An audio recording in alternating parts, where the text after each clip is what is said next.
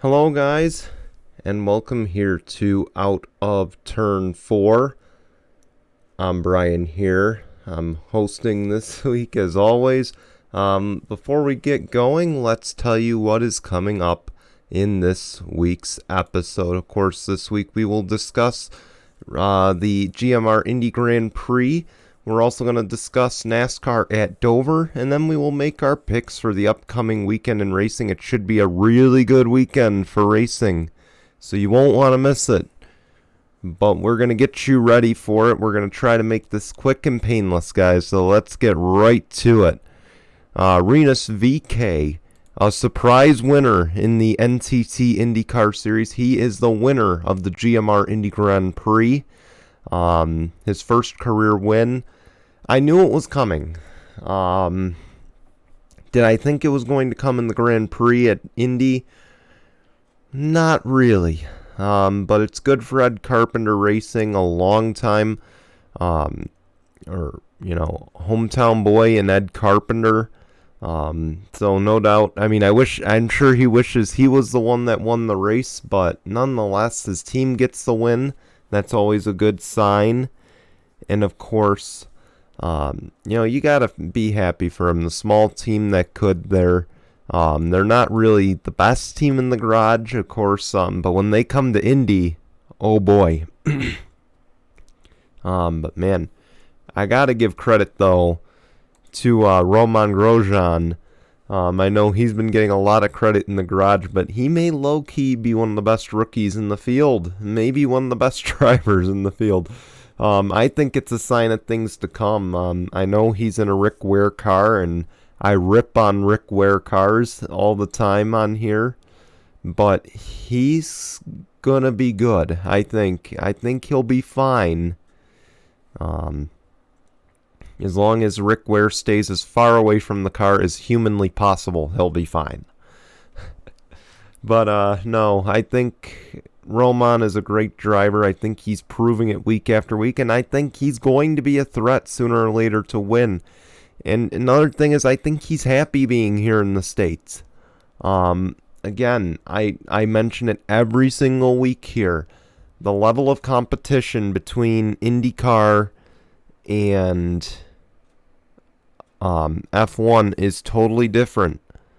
It showed this week, okay? Normally, Indianapolis is Ganassi, and the Indianapolis road course is either a guaranteed Team Penske win or it's a guaranteed Scott Dixon win. There's nowhere in between. And this time by, it actually proved to be somewhere else. So I was impressed with the race. I was impressed again. Romain Grosjean ran a great race. Unfortunately, just Rinus had the better car at the end. You got to feel for him there, but he'll get there eventually. I think Romain's going to win a race or two before the end of the year. I'm willing to make that bet after the way he ran today. And we go back to Indy again, probably twice. I wouldn't doubt it, knowing that they just scrapped Toronto from the schedule.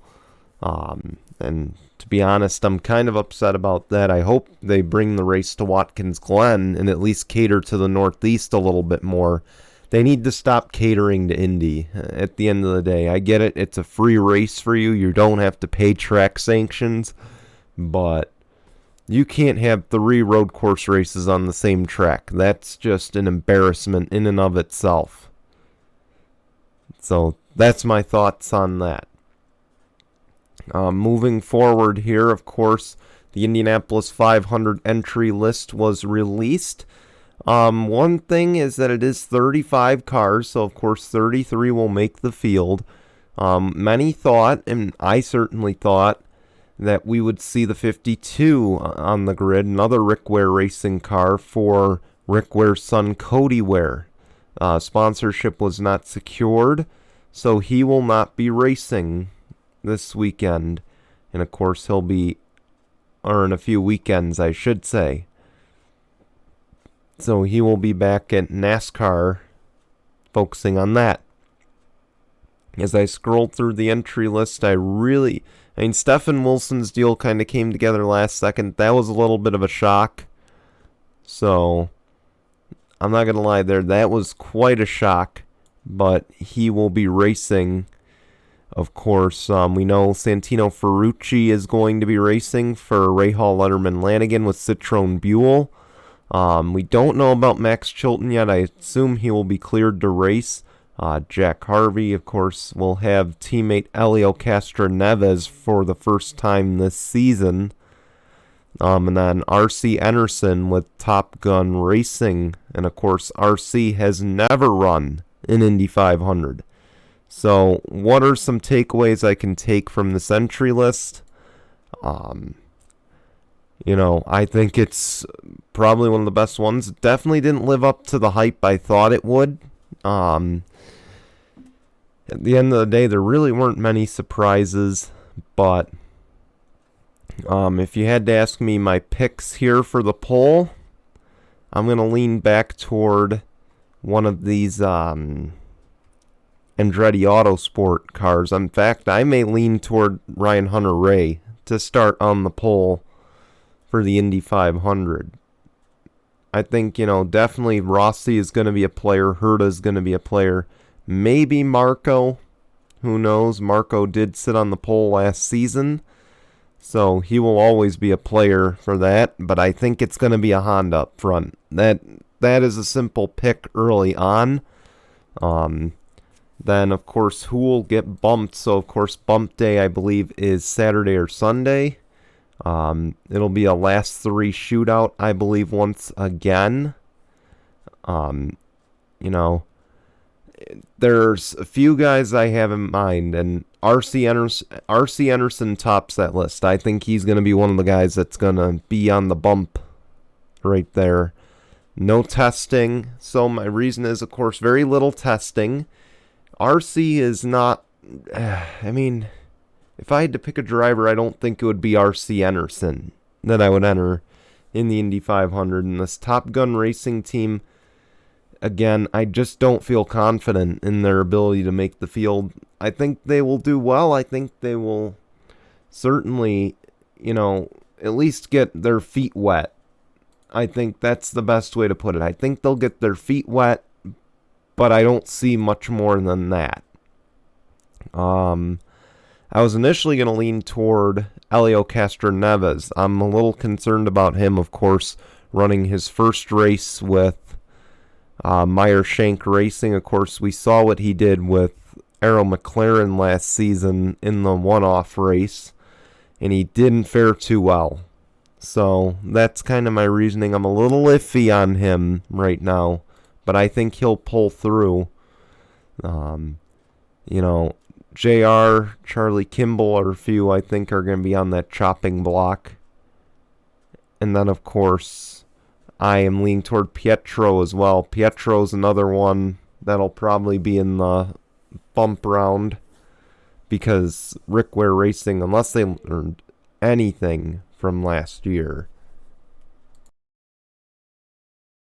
Yeah, unless they've learned anything from last year, I just don't foresee them having a good run. And, of course, JPM won. Pablo Montoya, he's going to have to figure things out very quick. He had an atrocious race at the Indianapolis road course. He's going to have to figure things out, and fast. But, again, the only reason I have Helio on that list, and you may be shocked as to why I do, but my reasoning is I just don't feel confident that Helio can get along with this crew right away. He should have ran a race earlier before the Indianapolis 500. Even Santino should have ran the road course. So, two guys I think there should have ran the road course race to at least get acclimated. I think JPM got acclimated. I just don't know if this team has what it takes to get in. That's the one thing, but definitely R.C. Enerson. I feel confident enough to say he's going to get bumped. The second bump is just so unpredictable at this point. I just can't predict right now with confidence who the second bump will be. So that's where I stand right now. That's my predictions. Let's move on to NASCAR now. Of course, Austin Syndrick, he is the NASCAR Xfinity winner at Dover, and he'll be running in the Cup race this weekend at COTA. One of the many double-duty drivers that will be in the next weekend's events. He also, like I said, I think he's going to go back-to-back. I think at this point, only person that can stop Austin Syndrick is Kyle Busch. That's about it. I don't think anybody else can stop him right now. He's pretty good. Justin Allgaier, maybe. I wouldn't rule out Justin Allgaier. So we'll see. The odds are in his favor. Then Josh Berry, he won the Dash for Cash. He also made his Cup debut with Spire Motorsports and finished in 30th. So all in all, a good weekend for Josh Berry. He gets to kind of live out a dream here. And he's a guy who, he's kind of the Xfinity version of Alex Bowman right now. The guy who doesn't bring much sponsorship, doesn't bring much to the table, but he's going out there running and just having a good time. And heck, he's winning races. Okay. Another thing that Junior Motorsports should consider, seeing that their current driver lineup outside of Justin Allgaier really don't win. Okay.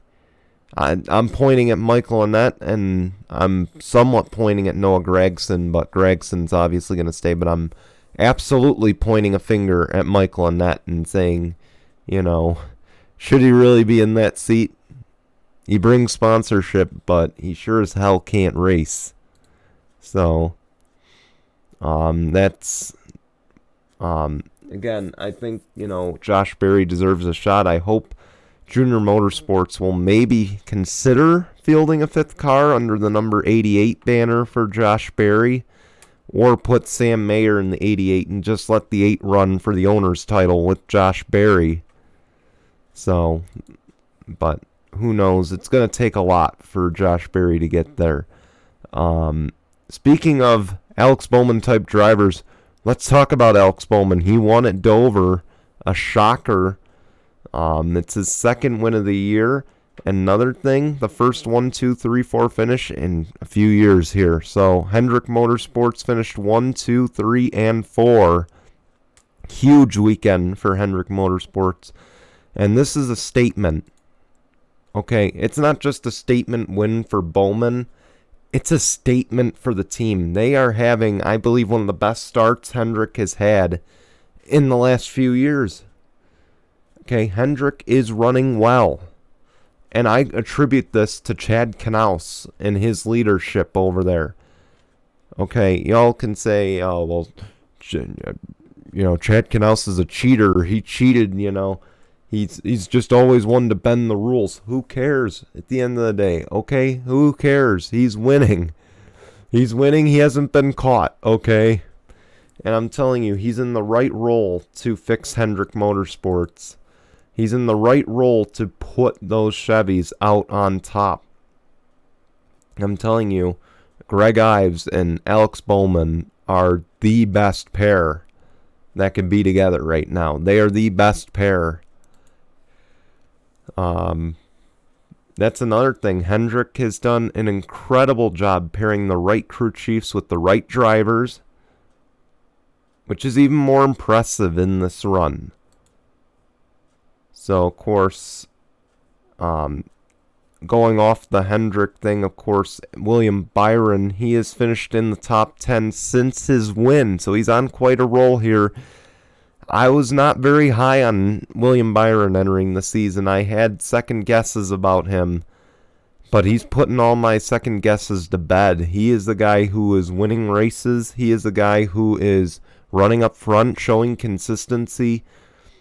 He's really matured with Rudy Fugle, and it's showing. And, of course, at the end of the day, those two crew chiefs he had beforehand, they weren't that good for him. Rudy Fugle knows how to win. And I thought, hey, add David Lenz to that crew chief mix, because David Lenz ran with him in the NASCAR Xfinity Series. But, at the end of the day, this pairing works. I'm telling you, I think I made a mistake when I said that David Lenz should be the crew chief at the Cup level. But I think Chad Knaus, though, is a huge huge reason why Hendrick is being so successful right now. Anyway, as far as the Dover race went, I was, for having PJ1 compound on the track, I guess it wasn't a totally unbearable race to watch. It wasn't unbearable, I guess is the way I'll put it. It was a good race, but later in the runs, it was so hard to pass. It just, classic package that we got now. So we'll see if the next gen can fix that problem for NASCAR. I don't feel too confident, seeing that it's NASCAR and it could look good on paper, but it could be something bad behind the scenes. So with that, let's move ahead to COTA. And it's a big, big weekend down in Texas.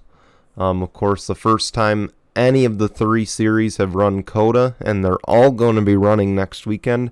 Some familiar faces are coming back. So, of course, Paul Menard is probably the biggest shock. Of course, I heard the news. I'm recording on Monday night. I heard the news last night, or tonight, rather. I'm shocked. I am really shocked that he came back to run at COTA nonetheless. But he is a road course winner before, I believe. So I guess he's the guy to run. Just shocked is the only way I can put it. More memes are on the way for that. Then, of course, Boris Said is another one that I'm really shocked came out of retirement. Because I didn't think Boris Said was going to come out of retirement unless someone like Joe Gibbs offered him a ride. But he is running for Motorsports Business Management in the number 13 this weekend at COTA. Paul Menard is running for ThorSport in the NASCAR Truck Series. So both of them out of retirement. Of course, the last race that Boris Said ran, I believe, was Watkins Glen in 2017. So needless to say, it's been a while. And I'm looking forward to seeing what Boris Said can do. We've seen what Andy Lally has done in lesser equipment in the NASCAR Xfinity Series.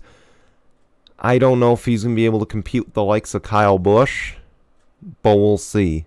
Of course, with that said, there's many Cup guys that will be running in this NASCAR Xfinity race. Of course, Kevin Harvick will be running for BJ McLeod Motorsports. It's listed as a Chevy, but he's running a Ford. Scrolling on down the list, Cole Custer, he is running for SS Greenlight Racing and Rick Ware Racing. Tyler Reddick will be running for Jordan Anderson Racing. Kind of a shocker there. But I believe they will get the benefits of the past champions provisional if qualifying happens. So Jordan Anderson Racing will finally get to make their first start of the season. Austin Dillon is also going to be running for Bassett Racing. That one was a shocker. I didn't see that one coming either. But Austin Dillon will be running in the Xfinity race. I don't believe any Cup guys. No, it doesn't look like it. Unless someone drives the Rom Brothers 33 truck. It doesn't look like any Cup drivers are going to be running in the race. But we do have some Xfinity guys going racing in the Cup Series. And of course, that'd be AJ Allmendinger and Austin Syndrick. Excuse me. And then, of course, Ty Dillon. I'm counting Ty Dillon as an Xfinity driver because he technically is running for points. Justin Haley is the other one, of course, per usual. But Justin Haley has to get out of COVID-19 protocol in order to race. So, we'll hope he's out of it. Otherwise, I would love to see Boris Said drive for Spire, if that's possible. But I'm telling you, I got my eyes on AJ Allmendinger this weekend. But I'm not ready to make my pick yet for the Cup race. Let's scroll ahead, though, and let's make our picks for the upcoming weekend in racing, starting with Formula 1. there's kind of a big event going on in Formula One this weekend. One that didn't happen last year, but the Monaco Grand Prix is this weekend. No surprise, my pick is Lewis Hamilton. I just don't think anybody. I think he's just gonna win. It's, at this point, if I'm willing to be right, I'm just gonna bet Lewis Hamilton the rest of the year. Just gonna tell you right now. I wouldn't be shocked if Verstappen is in the running because he's the other guy who's just unstoppable this year. It's really a two-man race. Of course, another big story out of it is that McLaren is going to run a Golf throwback paint scheme for both of their cars this weekend. So I think that's going to be good to watch. I don't think I'll be watching the Monaco Grand Prix, though, mainly because I'm working, but also just because I don't like seeing a Lewis Hamilton show. But, alright. Anyway, now on to the NASCAR Camping World Truck Series at COTA. It's a track we've never run before, so I'm just going to take a shot in the dark, and I'm going to say Parker Chase. KBM is just running so well to open up the season that I wouldn't put it past him that Parker Chase ends up in victory lane. The NASCAR Xfinity Series at COTA. I'm going to pick Kyle Busch just because he's running in the Xfinity race, and he's too good in an Xfinity car. However, I am going to say that AJ Allmendinger and Austin Syndrick give him a run for his money. Those two are going to be huge. They are going to be big ones to watch in this race. So that's my pick for the NASCAR Xfinity race. The NASCAR Cup race at COTA, I'm picking Chase Elliott. I know, he's my driver. So that's why I'm going to pick him to win it. Of course, he's won all but the last road course race, which of course was won by Christopher Bell. I wouldn't rule him out of this one either. He ran very well over at the Daytona road course. Another person I wouldn't count out, AJ Allmendinger. This Colleague team is riding high right now. They have run so well in their last two NASCAR Cup Series starts. I'm telling you, I'm a fanboy for Colleague Racing. I think Allmendinger's going to compete for this one. Even if they don't have a charter, I see him just competing up front. So those are my picks for the race weekend. Before we go, I should note that next Tuesday, we will have a special. It'll be for the Indy 500. So next weekend, we will be mostly talking about the Indianapolis 500. Sorry to the NASCAR only fans or the Formula One only fans. We will talk about Monaco as well. We'll recap the weekend, but then it's right into Indy. So we'll be talking the Indianapolis 500. We'll be making our picks here. Of course, that'll all come your way next Tuesday at 5 p.m. Eastern. There won't be another day or another special coming. So no specials are coming for the Indianapolis 500. Not the night before. I know we did this over on SCN before. I'm not doing it this time around. It's just going to replace our show next week. So next week, tune in. Hopefully we'll see you. If you like this video, be sure to like or dislike. Be sure to subscribe. And of course, check out Tinkle Sports Talk. That is going to be at 9 a.m. Eastern on Sunday. We're going to talk some more football, some more baseball. We talk all the sports over there. Jason will be back with me then. And just stay tuned here to Tinkle Sports for some more shows coming your way very soon. And until the next time we see you, goodbye, everyone.